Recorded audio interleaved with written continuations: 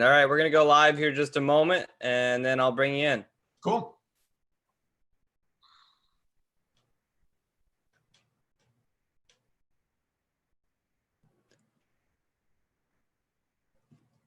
Welcome into the latest episode of the Unpaid Interns. Austin Render here, joined by Mike Couzens, a play-by-play broadcaster for ESPN. Really happy to have Mike along here for today's show. It's Friday, September 18th. And Mike, how we normally start the show is we talk about the headlines of the sports world. So I'll bring you in on a couple of them before we get into too much. Your thoughts on the Big Ten coming back here.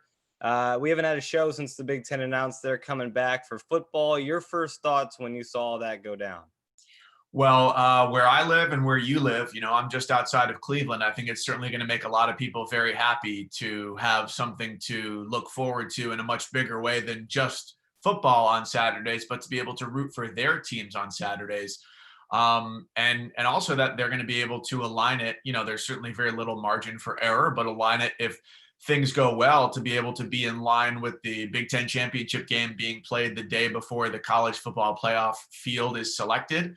So it was 36 days between the cancellation and when they announced that football was going to be able to be played. So I like the safety precautions they've put in terms of a 21-day quarantine, if you do have a positive test. So it's certainly great to see for the sports landscape, and it'll be interesting now. There's been so much attention around the Big Ten coming back and the Pac-12 as well, but where does that leave the Mountain West? And then in just about the exact same geographical footprint, you've got the Mid-American Conference as well. But certainly less revenue coming into those schools from TV and licensing deals. So I'm curious to see how that impacts the MAC, particularly given that the geography is the same, but the revenue is very different. It's a very good point. I think we're all focusing on the bigger conferences, but there are a ton of other conferences that still have to work their way back. You also do a lot of basketball with ESPN. That has been decided. It will be November 25th is when games can begin. A lot of non-conference games still trying to be played. Some of those events trying to move into the states and into bubble locations. What's your current outlook on what college basketball might look like? Well, college basketball is my favorite sport to call and my favorite sport to watch. So I would love to see a season be able to be pulled off in some way. It's great that a start date exists, but there are still so many questions as to how does it happen and what are your safety protocols for that? And then, we just talked about the Big Ten and the MAC. You've got the power conference schools in college basketball. Let's say hypothetically they want to test their players 3 times a week, but a school in the Big South or another smaller conference in the Patriot League can only afford to test their players once a week.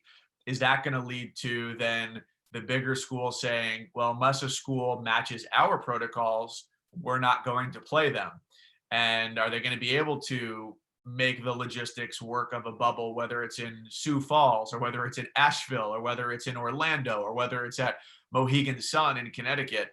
To me, the prospect of being in one of those bubbles is really cool because you'd have a lot of great basketball going on all day for, the course of, I don't know, a week, 2 weeks, whatever the span of one of those things might be. So again, very glad to hear that they're progressing with things as it stands now. Picking the start date, though, is the easy part. Actually making it work safely is the hard part. Yeah, no doubt about that. And before we dive too much into what I want to talk to you about today with football, because you love basketball and you call basketball, I want to get your thoughts on the bubble for the NBA. My theory is with what the Heat are doing, I think they're benefiting the most off of not having to go on the road at all in the bubble because they're such a good shooting team. Do you see that at all as a team that's a good shooting team is benefiting off of playing in the same gym every day? Well, what makes you think that? I don't know. I just feel like you always shoot worse on the road with the hostile fans. It's not your gym. I don't know. That was my first thought watching last night. I have no background in sports science, but my only guess would be, if you've played pickup basketball, your jump shot usually as a very average player gets worse as the game goes on because Yeah. your legs get more tired. So perhaps not having to travel, having fresher legs because you've not been on a plane, you haven't been changing your sleep schedule to something weird. Perhaps there's something to that. All right. Well, I just wanted to see your thoughts on that. Let's get to what you got to do this past weekend. You got the mic back on, the headset back on. You called Tulane, South Alabama. I kind of want to pick your brain. What's it like in the new 2020 to be a play-by-play broadcaster? During the game, fortunately, not all that different. Before and after, everything was really different. So the last game that I had worked was a University of Florida softball game down in Gainesville against Auburn back on March 8th. So it had been more than 6 months since I had traveled for work or since I had to prep for a game or really do anything. So getting back on a plane was the first part of it. You've certainly read all about how travel is different now. And for the most part, it wasn't all that different other than wearing a mask during the flight. And I flew Delta on the way down there, and they are blocking off the middle seats, which made me feel a little bit more comfortable. And they give you a little plastic bag of a small water bottle, a snack, a Purell wipe. They hand you a Purell wipe when you get on board as well to wipe down your seat. So I felt like, that was, as good a job as you can do for having to pack people into a metal tube for a couple of hours. So we do our testing before we go on the road. So we test at home. It gets overnighted to a lab, and then we get our results, and then we go from there. And then at the game site, I should go back before I get there. Usually we would talk to one of the coaching staffs on like a Wednesday afternoon or an early Thursday. And everything that we're doing now is over Zoom or via a conference call. So we're traveling Friday, whereas in the past we would have traveled Thursday and met with the home coaching staff and some players on Friday at their facility, which just doesn't work anymore.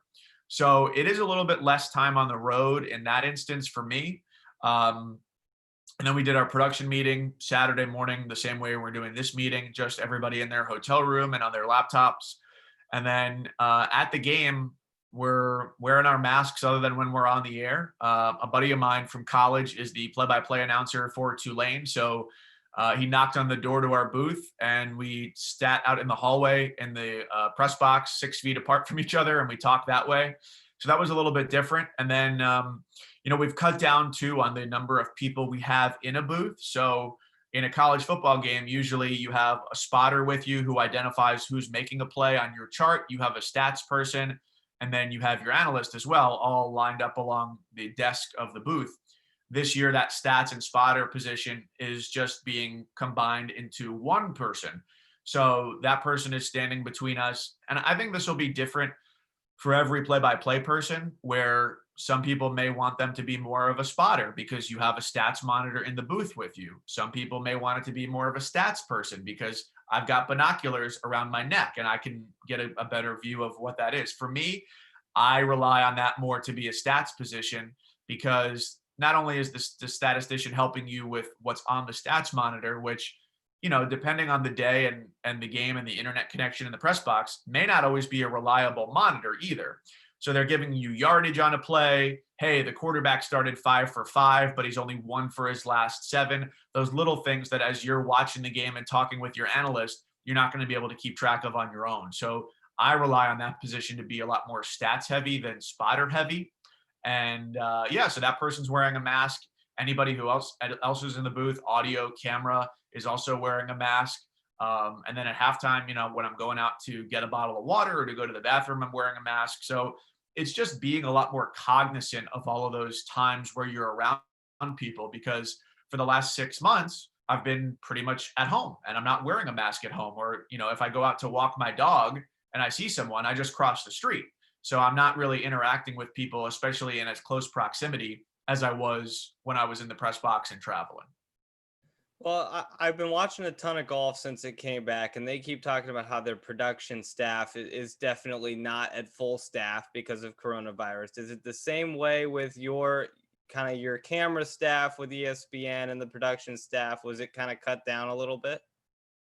To the best of my understanding, our crew was not limited really Okay. at all. I mean, everybody's wearing a mask the entire time in the production compound.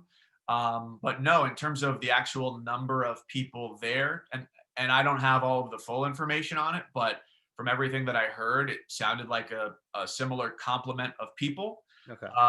But to think about like the stats person that I work with in a normal year, that I work with the same person all year long and they travel from home and go wherever we would go across the country. Now that position is going to be hired out for someone who can make a reasonably short drive there. So it's just an effort to try and have fewer people in the air. And I know some of our game assignments as well are going to be, can we drive there? Living in Cleveland right now, that's not necessarily always the case. I mean, Pittsburgh is close, and when the Big Ten comes back, some of those schools will be closer, but we also, have to split those rights with the Big Ten network and with Fox and FS1.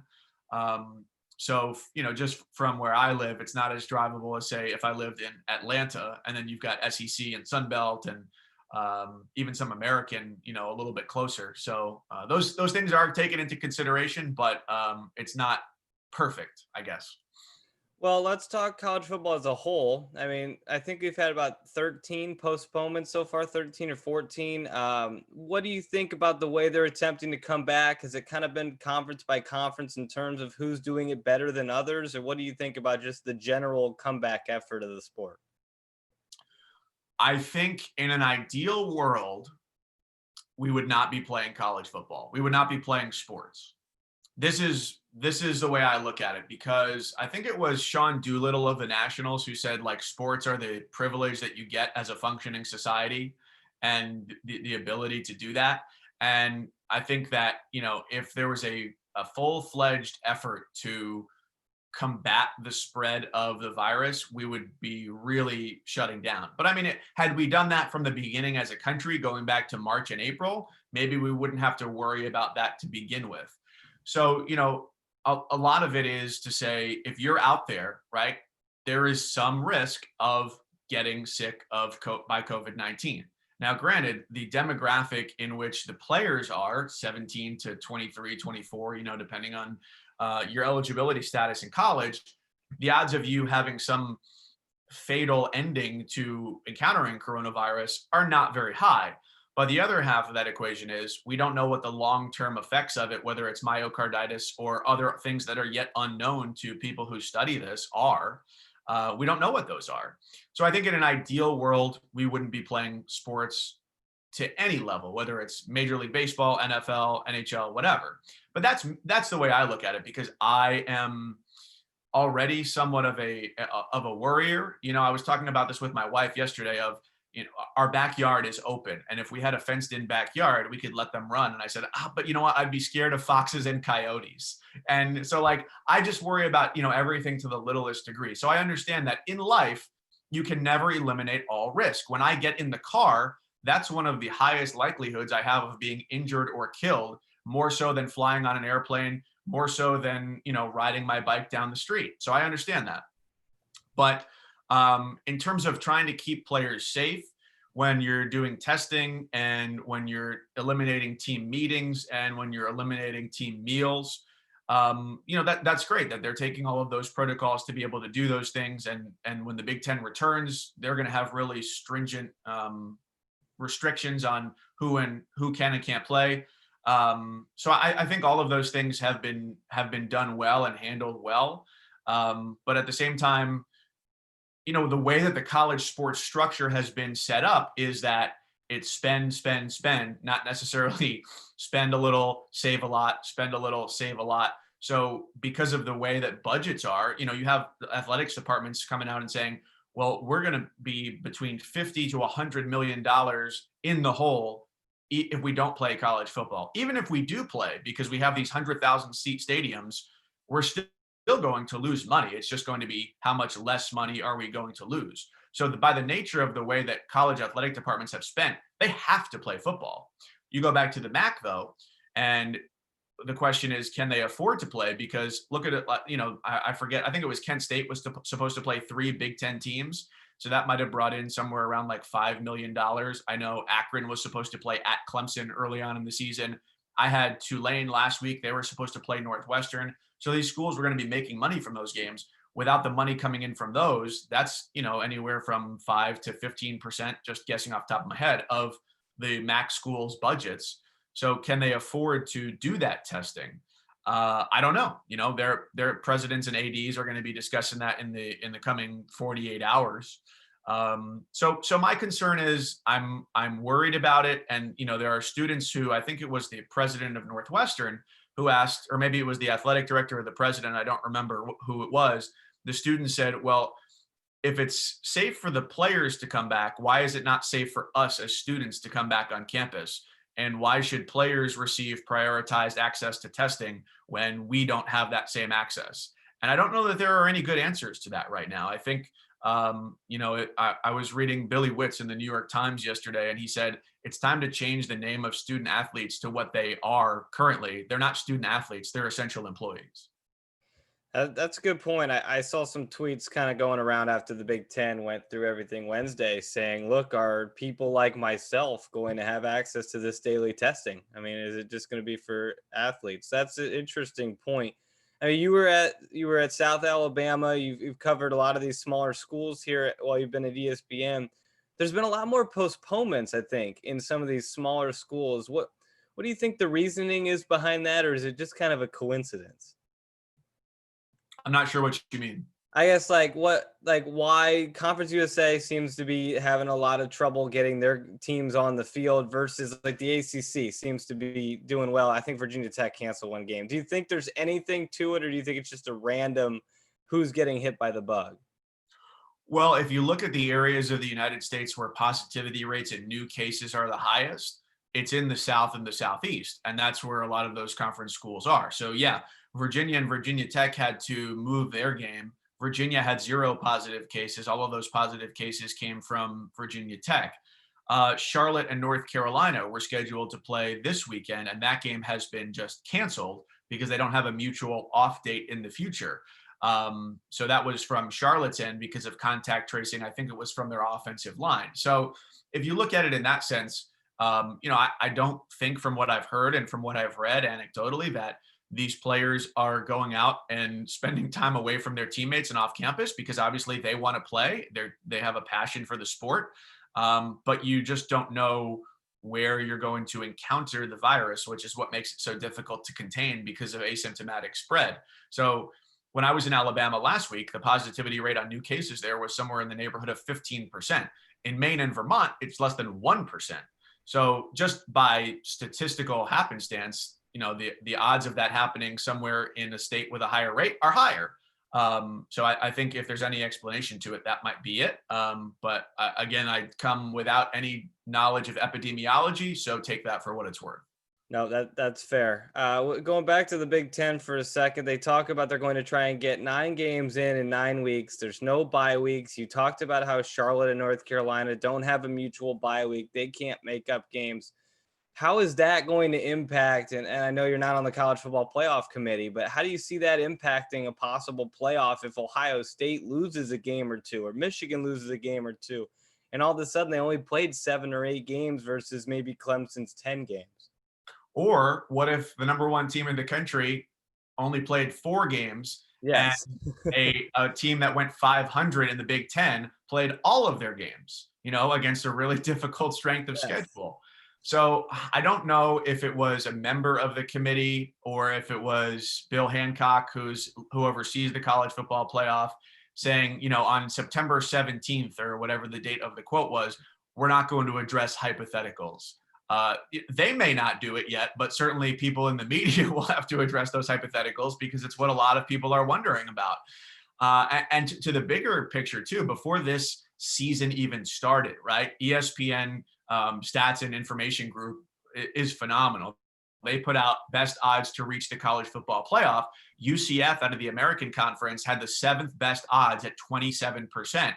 And so my question was, and I guess we'll see as we understand how good or not good teams are, is what does the strength of schedule look like when a team in the Big Ten or the SEC only plays teams within their league, or when teams in the American only play teams within their league? And how do we judge that? because, in a given season, an SEC team is playing a couple of teams, week 1, week 2, week 11, whatever the case might be, that penultimate week of the season before their rivalry games, they're playing teams that they're going to beat 56-0. Now they're just playing each other. And unless you're playing Vanderbilt or Arkansas in the SEC, odds are your strength of schedule is going to take a good boost. But if you're UCF and you go undefeated in the American versus you have, let's just pick a team out of a hat, South Carolina has a couple of losses on their schedule. How do they get evaluated? I'm very eager to see how that will work, because over the last several years, I've covered primarily the Mountain West and the American conferences. And so I've understood what the cases are to be made for a team like Boise State, or a couple years ago, Fresno State had for a long while its only loss was against UCLA in week 1 or 2, or UCF a couple years ago when they were the national champions. And I think that a more inclusive postseason for college football is better for the sport, because when we saw in the Peach Bowl a couple of years ago, who did UCF play? I can't remember off the top of my head. Auburn? I believe Auburn. Yes. Yeah. And it was a great game. Mm-hmm. Let those teams have the opportunity to show that they can play against the other team. So, in my mind, I would do the Power 5 conference champions all get in, right? And before we heard that the Big Ten was coming back, then you were going to have the Power 3 champions getting in, and then you'd have to pick a fourth team for the college football playoff. So I'd love to see it expand to 8 teams really for the college football playoff. I think that will be better for everybody. It gives you more high-level games to televise, more high-level games to watch. And I think it's more fun that way, because in every other sport that the NCAA has championships for, granted, college football is the only one that the NCAA does not oversee that championship. But from the beginning of the season, every team has theoretically an equal chance, if they win their conference, to get into the postseason. That's not the way in college football, because we know that from the start of the season, the teams in Conference USA and the teams in the Sun Belt are not at equal footing with the teams in the Power 5 conferences. So I would love to see it that way. Even if those teams do get there and it's like a 16 versus a 1 in the NCAA basketball tournament, let's have at it, because those can be fun sometimes. Yep, I've been on that camp for a while. Totally agree with you. I'm going to put you on the spot. September 18th. I know you just answered. You're a bit of a worrier and you're not sure where this season's going. Do you think that by January, college football is crowning a national champion? Sure. Okay. I think a college football champion gets crowned. The question is, are we playing a demolition derby where not everybody makes it to the finish? That's the question that nobody can have the answer to. Yep. So how many teams are left at the end? Has everybody played a full schedule? We already know everybody's not going to play a full schedule based on the cancellations and versus what teams went into the season having.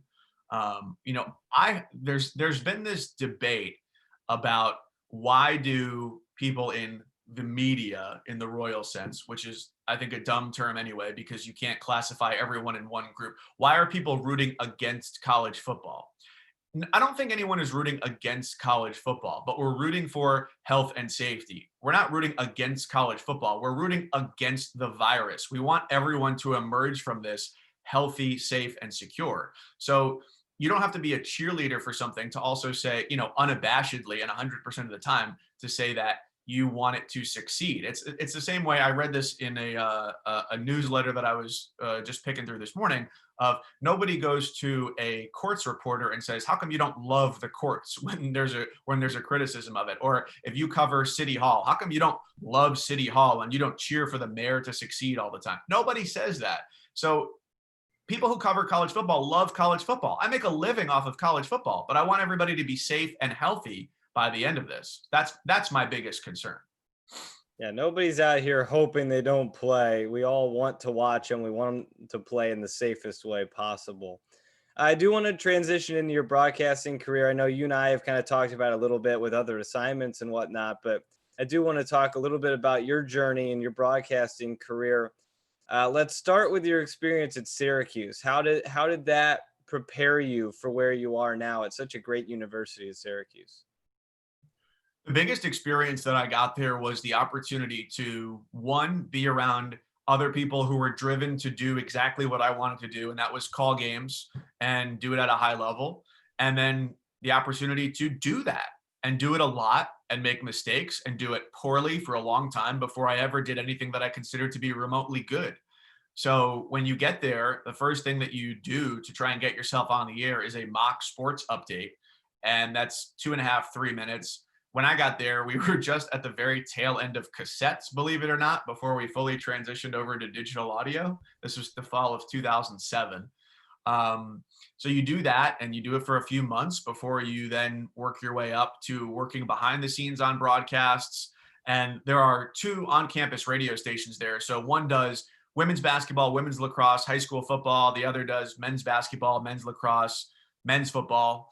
And so, you will work your way up through all those various sports. You get to travel, you get to go on the road, follow the teams, learn how the equipment works, learn how to interview coaches, learn how to deal with coaches on a good day, learn how to deal with coaches on a bad day, learn how to deal with public relations people. So it's all those things that by the time you graduate, you understand at least how to do the job as a professional. You are still going to make many more mistakes. You're still going to encounter many more hurdles, some of them self-imposed in my case.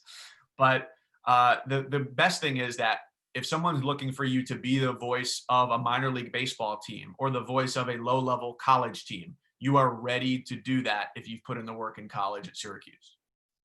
If I could take you back to your senior year, where were you? What were you thinking? What jobs were you looking for? And what were you thinking was a realistic path right out of college as a senior? I remember sitting in one of the student radio stations and just browsing sports talk radio jobs. And I hosted a couple sports talk shows in college, but sports talk has never been my passion. It was just like another thing to do with your friends. So we did it and we just BS'd on the air for a couple hours and we went on our way. So I applied for a bunch of like sports talk radio update positions or like behind the scenes producer jobs. I remember I was applying to one in Phoenix. I had very little relevant experience in that realm, but I just figured, hey, this is the easiest way for me to get on the air because with play-by-play jobs, there's not a lot that's coming open, at least at the college level, in January. I graduated in the first semester of my senior year. So there wasn't a lot in the way of jobs that were available then. So the first job that I actually worked, and this was for only about 6 weeks, was at ABC News Radio in New York City. I grew up in a suburb 25 miles north of Manhattan. So I moved back home for a little bit, took the train into the city every day when I was working. And I worked there and I just updated news stories on local affiliate websites. So I was doing nothing related to sports, nothing related to being on the air in radio or TV. But when I was working there, I had interviewed for a job in Dayton, Ohio, which was my first job out of college in radio. And that was to be the number 2 play-by-play announcer for the Reds single A team there. And so shortly after taking the job in New York City, I accepted the position to move out to Dayton, which was in March. So my stay in New York City and doing the whole 9 to 5 commuting thing was pretty short-lived. And then I got into play-by-play and I've been there ever since. Yeah, I know you and I have talked about it and the path that minor league baseball can take you on and how important it is for your career in terms of what it can do for you. But kind of talk about to those who are listening who may not know, what is the grind of minor league baseball or how does it prepare you to take the next step in this business?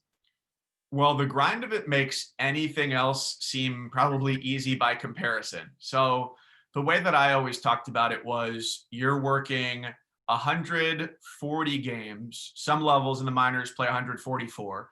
You're playing 140 games in 152 days. So over the course of April 4th to Labor Day weekend, you have very few off days, at most 2 or 3 a month. So you're working stretches of 8 days in a row, 9 days in a row, 10 days in a row, and you're riding. I was lucky that where we were in Fort Wayne in the Midwest League, we didn't have a bus trip that was longer than 6 hours. And if you're in like the Texas League, some of your bus trips can be like 10 to 12 hours. Now, I'm 6'4", so like I don't fit great on a bus anyway. So, but I was doing that at age 23 to 24, 25, so like that's the age before you wake up and things just hurt for no reason. Now at age 31, I can wake up and something can hurt, and I'll go to the doctor and he says, yeah, you're just getting old. It's just going to hurt now. So you have to deal with it. And I always laughed about that when I heard comedians talk about it when I was younger, and now it's becoming real to me. So yeah, the grind is real. I would get into the ballpark at 11 a.m. and maybe leave between 11 p.m. and 12 a.m. on a given day, because you got to do your game notes before the game. You got to knock out pregame interviews. I wrote feature stories for the game program. I might have to go and do a speaking appearance at a Lions club 30 minutes away, try and figure out a time to eat lunch in between there. If I had the energy to wake up early enough to actually work out in the morning, maybe do that, but I was usually too tired to do it. So it's not great for your health either in a lot of ways. Then you're getting ready before the game. You got to fill out your scorebook. You have to get the lineups from both clubhouses, print those out for the media who are coming in to shoot or cover the game. Then after the game, might do a post-game interview, help the media with any interview requests that they had, write a post-game story, post that to the website. If you still have any energy or interest, working on your game notes a little bit for the next day, just to try and get ahead so that when you get to work the day after, 10 hours later, you're not trying to play catch up from the night before. And you're doing that 140 times in 152 days. So it can be a little bit exhausting, not to mention if you're on that's just a home game. If you're on the road, you've got to pack up your stuff and make sure you're not the last one to the bus, because otherwise you are in trouble with the manager and all the players are going to be mad at you. And a lot of times there was no Wi-Fi on the bus, or very unreliable Wi-Fi, or I'd have to beg the trainer to let me use his Wi-Fi hotspot so I could post my game story to the website and send it out to the media. And now in a given year, I might work between 60 and 70 games, none of which I have to do game notes or deal with the media for. So relatively speaking, I always knock on wood and say how thankful I am for where I've ended up, because I have so much respect for anybody who works in minor league baseball, because you are a jack of all trades and it is difficult. Did you ever make the team late? Thankfully, no. I was one of the last couple people onto the bus, but the real trick is you have to start writing your game story during the game and hope that nothing drastically changes before the end of the game, and that there's not some huge back and forth flurry of runs in the ninth inning, and be ready to go, and then know how to pack your stuff really fast. I traveled with the baseball team for a few weeks, and that was my biggest fear, was holding them up. I did not want to do it. I got to ask, since you were in Fort Wayne, what do you remember about the city, and what were your favorite parts when you weren't at Parkview Field? I loved Fort Wayne a lot, actually. I thought it was a really cool city, a very big city. And it has changed so much. I don't think I've been back since 2016 or 2017. But even from the time I was there, I got there in 2012 and I left in the late summer of 2014. Just the way the ballpark changed in terms of what got built around it. There was a apartment structure with restaurants out in left field that got completed while I was there. There was a new center field club, like a club seating area above the batter's eye. And now, since I've left, there's been another hotel built in what was a very small parking lot well beyond the center field concourse. Just the skyline of Fort Wayne has changed so much since I left. And downtown, there's so many more restaurants. There's a downtown YMCA. That was always the biggest thing about what I heard about people who were lifelong residents of Fort Wayne, was how it had become a donut city, was that people came into the downtown during the day, but then they lived on the outside at night. Now you have it where people can spend all day, or even a lot of my coworkers lived directly downtown. That was the one thing that I would have done differently too, was I had to pick an apartment there before I ever actually went there, because I was living in Vermont before I moved to Fort Wayne. And I picked an apartment that was about 20 minutes north of downtown. And, for the ability to not have to drive that every day, and then, to be able to go out for a bite or for a drink after a game or on an off night, I think that would have been really cool. And the thing that I wish I would have taken more advantage of, as in the last 6 months, I got really into exploring bike trails here in Cleveland, was the trail system that has been put together in Fort Wayne. If you're a runner or a cyclist, it's so much cool space to just get outside and see what's around you. So I have nothing but praise for Fort Wayne. That trail goes literally right behind my house in my backyard, so we utilize that quite a bit. So now you've climbed the ranks up to ESPN. You've been there for a while. What was that kind of at growing up the dream job for you, and what has it been like to work at ESPN? I think it's a dream job for just about anybody who ends up there, right? But I certainly didn't imagine that it would happen, one, at all, but two, certainly not as quickly as it did. That I started freelancing with ESPN at age 23, and then at age 25, I was there full time. So that was just, it's still surprising to me to say that, because you grow up watching people on TV and you're like, these are the best of the best at what they do. And I'm going, wow, I'm also here. That's very surprising to me. Um, no, but I don't know that I always wanted to be a play-by-play announcer. In high school, I was very involved with a model government organization through the YMCA called Youth in Government, which is a model legislative program, model judicial program. And so it's in almost 40 states around the country. So each state culminates with you have your local clubs, and then they do a state conference in the spring where you go to your state capital and actually play the role of whatever you've been working on throughout the course of the year. So I thought for a while that I wanted to be a lawyer because I enjoy creating an argument and understanding both sides of an issue, and looking for evidence to support the side that I'm taking. So I found a lot of fun in that. But then I started writing for my school paper and covering sports, and found out about what I could do in college, and went up to tour Syracuse on a fall Saturday and saw campus, saw the radio station, and thought, like, this is really cool. If I could get to do this, and it's fun, and eventually maybe one day even get paid for it, like, why not try and do that? So it was never like a thing where I said, okay, by age 25, by age 30, I need to end up at ESPN or else I'm a failure. Because in the way that this industry works, it's just too unpredictable to try and say, in 5 years, I see myself X, or in 10 years, I see myself Y. You just can't know. So I just kept going to what was the next thing in front of me. Okay, I'm going to go to Dayton, and then I'm going to go to Vermont, and then I'm going to go to Fort Wayne, and I'm just going to say yes to everything that comes up my way and try and fit it in. And, along the way, you say no to a lot of weddings and parties and birthdays and holiday celebrations, but with the understanding that you're doing what you love, and that hopefully the people who know you best will understand that. Yeah, we've had so many people come on here and just say, don't say no unless it's for things that are going to keep you from doing your job. Um, this past few months have been weird. I mean, we've all had broadcasts, like you said, you didn't do a broadcast for 6 months. We've all had stuff taken away. I know with no college sports, we've kind of been hit hard here. How did you try to stay sharp and kind of keep your craft going, even while there were 6 months there where you weren't putting on the headset and actually broadcasting a game?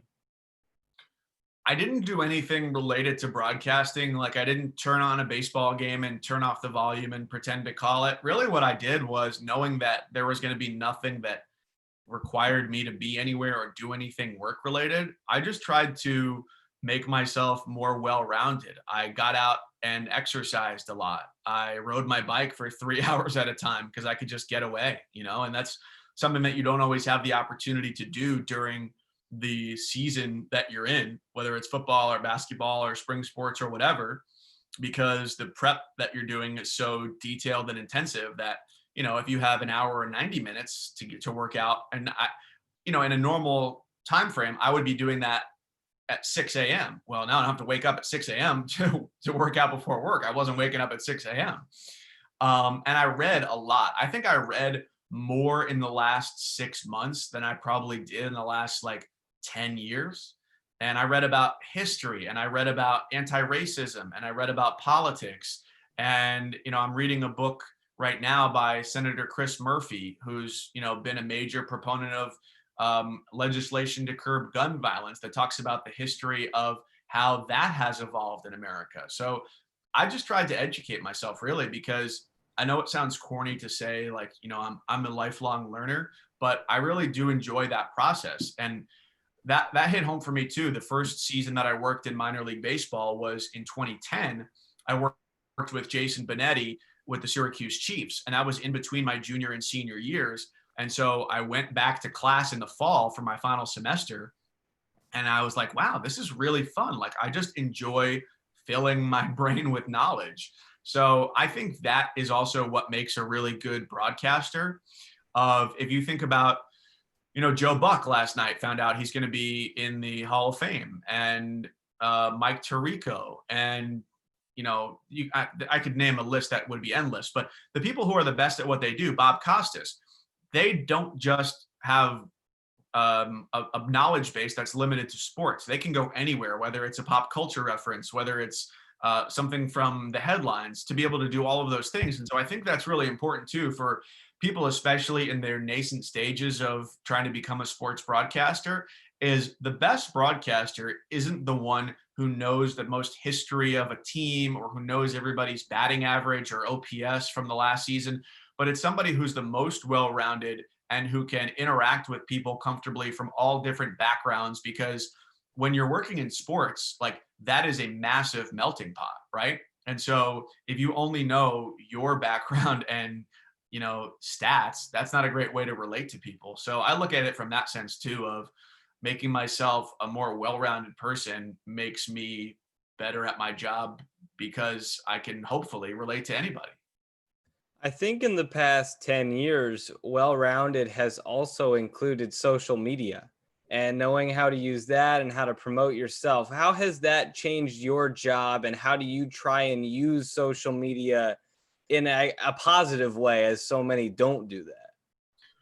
So there's two parts to this for me. One is that I have very much backed away from social media and posting. That's not to say that I'm not there. I don't have a Finsta or anything like that. Like, I am clearly Mike Couzens on Twitter and Facebook and Instagram, and that's where my social media usage ends, because I just don't have the mental capacity to follow any other platforms, honestly. But, I haven't posted on Instagram since 2017. I stopped posting on Facebook a long time ago.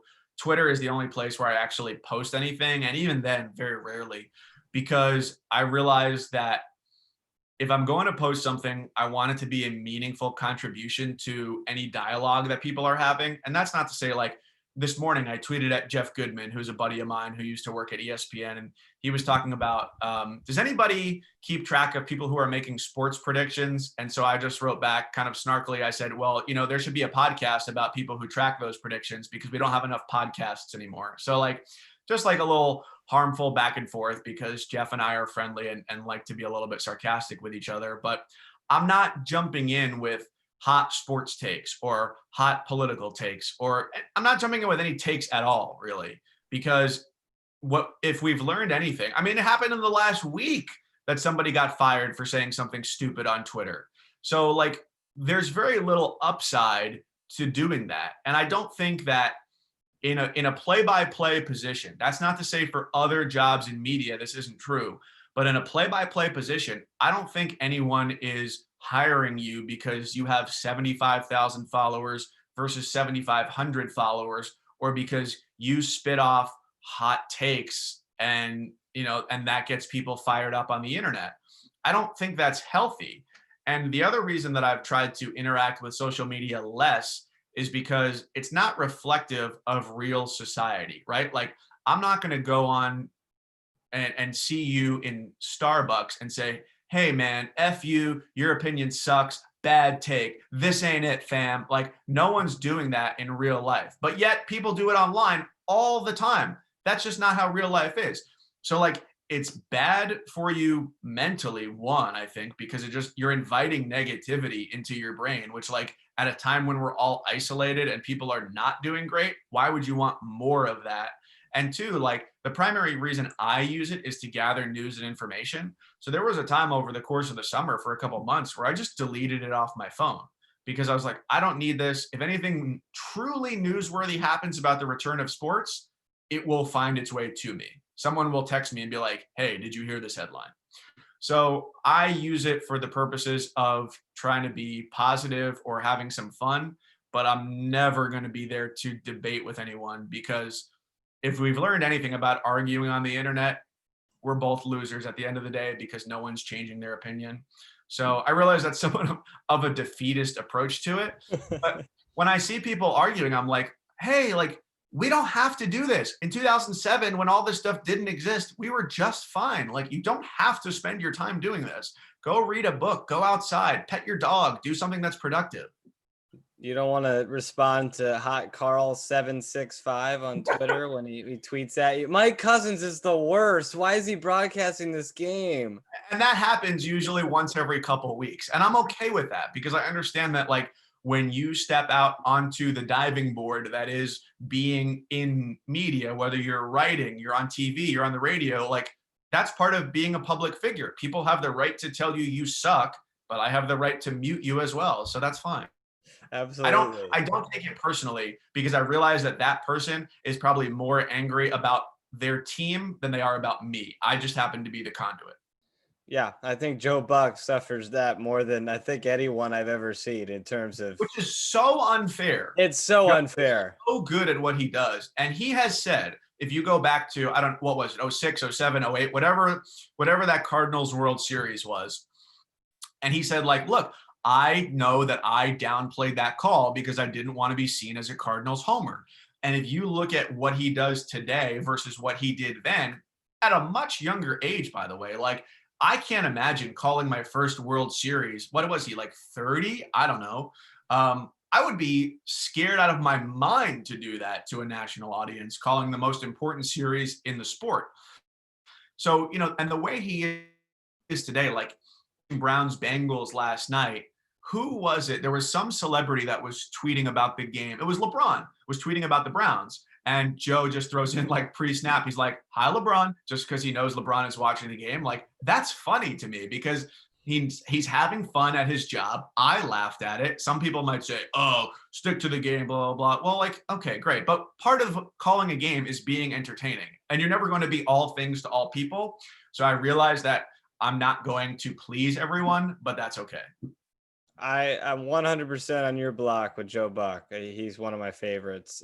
Before we go, what's your advice to a young aspiring Mike Couzens who's out there trying to follow in your footsteps? What is one thing you would tell them?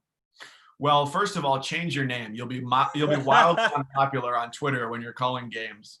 I would say be as versatile as you can, because when you start out, like, I will say that I think my career is anomalous, that I ended up at ESPN as young as I did. And I know I'm very fortunate to have been there and have been there so early and continue to be there. This is my 7th season of college football, which is just wild to me. I feel very fortunate to be doing this. But the odds are that you will work for a college sports program. You will work for a minor league baseball team. And on that note too, I hope that all of the rumors of contraction end up not being true, because in addition to so many cities that are going to lose a team, there are so many jobs that are going to disappear as well. And I hate that, because some of my best friends I met and still work in minor league baseball. So, be as versatile as you can, because if you're working for a college program or a minor league team, you're going to need to do all of the things that you can do. You need to be able to appear on camera, to call a game on radio, to call a game on TV, to write a story for the website, to host a podcast, to host a weekly coaches show. All of those things need to be in your toolkit. And so that's really an important thing. So I would say, be humble as you go about what you're doing. Be curious as you cover the teams that you're covering, because if we've learned anything, that there are voices on sports teams all across the country that have way more to tell us than we ever knew before, or we, ever thought about before. And to make as many friends as you can along the way, because the story of my career has been somebody helping me out at each step up the ladder along the way. Nothing that I've accomplished by myself. I had help from somebody every step along the way. So be nice to everybody you meet, and then pay it forward too. As you go along, in 5 years, 10 years from now, somebody's going to want to be the next Austin, right? And so, that when you were 19, 20, 21, you were looking for that help from somebody of, hey, can you review this thing I wrote? Can you listen to my tape? We all need those champions in this business. And so be that for the next generation too, starting when you're in college. Absolutely. 100% great advice. Before I let you go, I have to ask you this. I believe you had it was off air, but the proposal at a basketball game after your broadcast, correct? Correct. And I've talked to John Crispin about this because he did the same thing when he did a game at IU. Where'd that idea come from, and how did the execution go down? So the idea, I don't know how it popped into my head, because whenever we would, in school, when you have to work in a group project, I'm not the ideas guy. I'm like the execution guy. Like, let's just get this done. Somebody give me a blueprint and we'll go get it done. So I really didn't have like a great idea. My other idea, plan B, was a very bad plan B, was just like tie the ring around our dog's neck and hopefully the dog would wander into the room she was in eventually and figure it out. So that really wasn't a great idea. So this came about because my wife did not attend Syracuse. So I wanted it to be a special place for her as it is a special place for me. And so she had never also been to a Syracuse basketball game. The games that I had worked had been like on a Tuesday or a Wednesday night, and she's working 9 to 5 in an office. She wants to save those vacation days for vacation, not necessarily to go to the snow capital of America, with no offense to Syracuse. But it's pretty cold during the winter. So this was a Saturday game. And so she was supposed to fly out on Friday. I did fly out on Friday. My trip got all kinds of screwed up too. I was flying through Dulles Airport in Virginia. I get on the plane to go from Virginia north to Syracuse, and the pilot gets on before we even close the door. He goes, "Hey folks, sorry, but this flight's canceled because there was a huge snowstorm coming through." Wow. So I then had to get on, that was like 2 p.m. I ended up on a 10 p.m. flight to Rochester, stayed at an airport hotel in Rochester, and drove over the morning of the game. Her flight Friday got totally messed up. So she flew out first thing Saturday, landed, and there was so much traffic. The dome, you have 25, 30,000 people. So and it was a snowstorm. So she got to the game at halftime. So like once she landed, I was comfortable that it was going to happen.